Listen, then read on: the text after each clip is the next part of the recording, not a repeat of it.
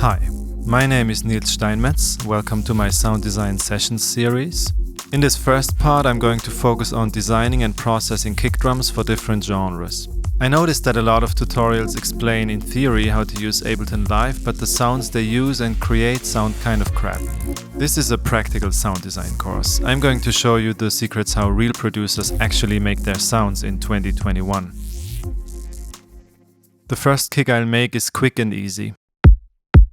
I really want to limit the amount of processing here to give you an easy start. Now I can select the audio clip and press F9 to record the kick to my resampling track. I'll sweep through the low-end frequencies to find a good spot for the bottom resonance. Let's add a transient shaper. Live has a plugin called Drum Bus, so let's choose the transient shaping enhance preset. Let's resample that again. The next kick I'll make is a bit more complex. Head over to oscillator A and turn down the sustain. Lower the decay and assign it to macro 1. The higher the dry wet amount of the OTT, the more high-end presence it will add to my kick drum. So let's try to find a kick sample to layer on top of it. Right-click, show automation, and adjust the automation lanes one by one.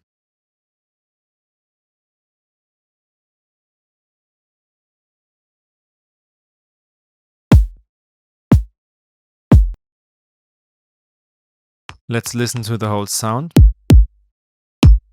This is a quick way to layer custom clicks on top of bass drums.